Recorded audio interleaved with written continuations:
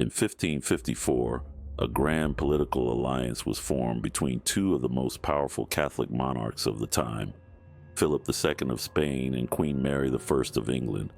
Their union was not born out of love, but rather a strategic move to strengthen Catholicism across Europe.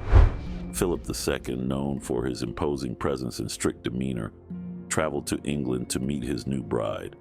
Queen Mary, eager to restore Catholicism to England and secure an heir, welcomed her husband with open arms, hoping their union would bring stability to her troubled reign. The marriage ceremony took place in Winchester Cathedral, surrounded by the grandeur of royal court life. Philip, dressed in Spanish finery, and Mary, adorned in rich English fabric, stood side by side as symbols of a united Catholic front. Yet behind the splendor of their wedding day lay the complexities of two individuals brought together by duty rather than passion. Philip's heart remained in Spain, while Mary longed for a husband who would see her as more than just a political partner. As the days turned into months, the distance between Philip and Mary grew, not only physically, but emotionally. Philip's responsibilities in Spain kept him away for long periods, leaving Mary to rule England alone. When he was in England, Philip remained distant, more interested in matters of state than in his queen. Mary, on the other hand, yearned for his affection, hoping that their marriage would eventually blossom into something more than a political alliance. Letters from Philip became infrequent, and when they did arrive, they were often filled with discussions of statecraft rather than expressions of love. Mary's heart grew heavy with despair, her hopes of securing an heir fading with each passing day. The strain of their relationship began to show on Mary, as she became more isolated and withdrawn. Despite her efforts to please Philip, his loyalty remained to Spain, and his heart remained elsewhere. For Mary, this was a cruel reminder that their union was built on duty, not love. Mary's greatest hope for their union lay in the possibility of producing an heir.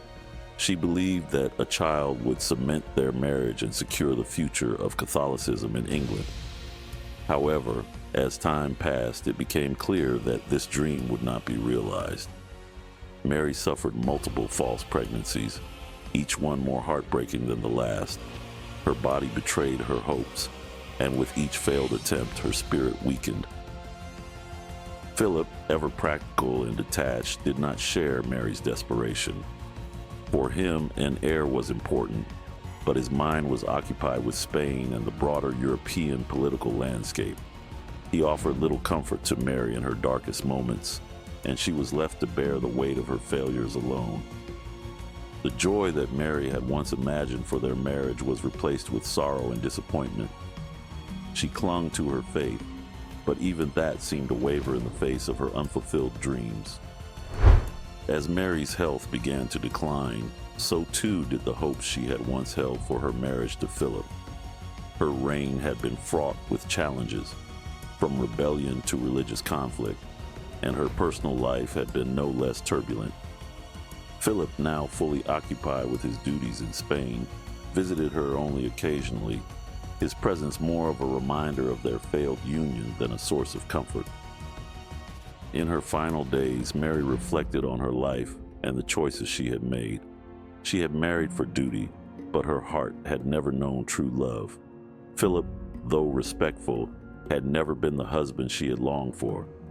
As she lay on her deathbed, Mary's thoughts were not of the grand political ambitions that had brought them together, but of the love she had sought and never found. Philip, for his part, mourned her passing, but his heart remained focused on the future of Spain, not on the woman he had left behind. As always, I appreciate your support. Thanks for watching the video today. Like, comment, and subscribe below.